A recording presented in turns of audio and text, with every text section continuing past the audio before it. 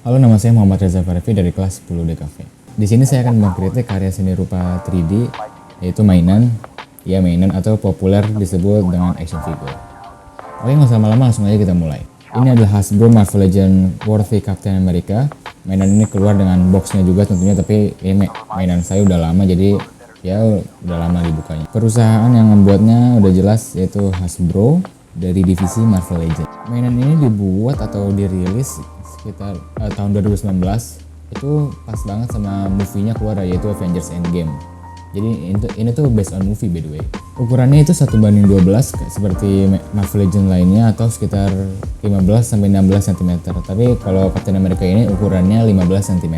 Mainan ini datang dengan 3 aksesoris saja, karena udah dari kapan tahu Marvel Legends itu pelit banget aksesoris. Yang pertama yang paling penting tuh shieldnya udah pasti ikonik ya. Kalau ada Captain America pasti ada shieldnya. Sebelum kalian ngira saya nggak bisa ngerawat mainan ini karena ini kotor banget, itu bener. Nggak. Ini tuh emang desainnya yang kelihatan kotor kayak gini, nunjukin kesan battle damage gitu. Jadi kayak habis perang. Karena emang di movie-nya kan gitu. Tapi saya cukup suka sama desain kotornya ini.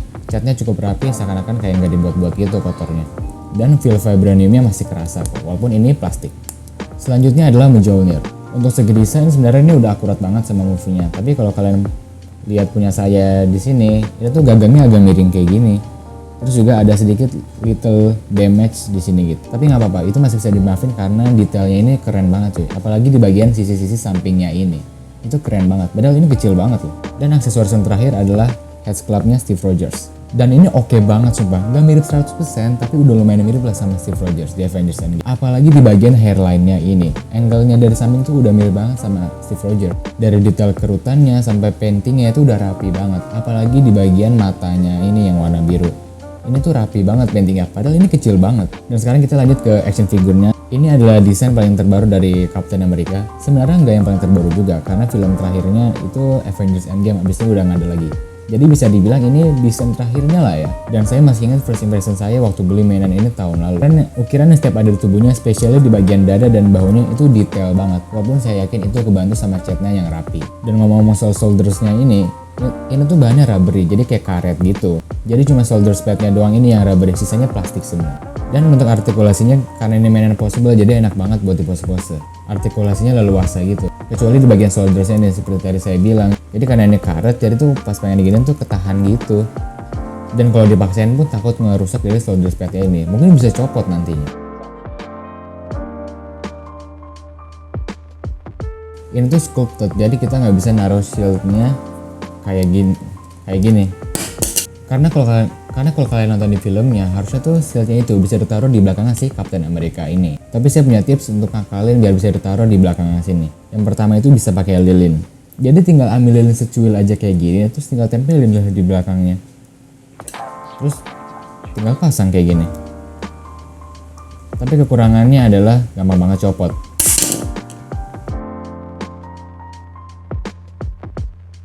Yang kedua bisa pakai karet kayak gini. Pertama masukin dulu ke bagangan shieldnya, terus pakaiin ke punggungnya kayak orang pakai tas. Kalau gini nggak bakal jatuh-jatuh lagi. Tapi kekurangannya adalah bakal kelihatan sebagian karetnya kayak gini dan sedikit ribet untuk masangnya. Dan untuk dari segi nilai estetisnya adalah nilai estetis yang pertama, yaitu yang objektifnya ada di artikulasinya yang banyak dan leluasa kayak gini. Dan yang kedua nilai estetis subjektifnya ada di perusahaannya yang membuat ini, yaitu Hasbro, atau mungkin spesifiknya divisi Marvel Legends. Tema dari action figure ini adalah superhero. Udah jelas banget karena ini karakter yang lumayan terkenal. Jenisnya adalah Marvel Legends seperti yang sering disebutin tadi. Jadi tuh perusahaan Hasbro itu tuh perusahaan mainan, dia tuh punya banyak banget jenis mainan kayak Transformers, Gijo, Star Wars, dan lain-lain. Fungsinya sih biasanya untuk mainan anak-anak, tapi sampai pada tahun 90-an awal, para kolektor action figure mulai membentuk komunitas sendiri, udah nggak malu-malu gitu, dan kebanyakan isinya tuh orang dewasa. Tapi kan aneh kalau para orang dewasa itu masih pada main action figure dia adu-adu kayak gitu.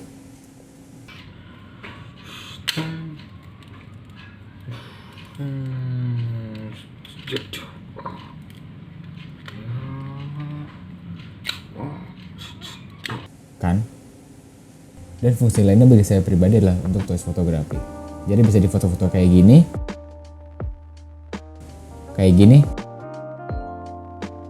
dan kayak gini. Dan stop motion. Hello there.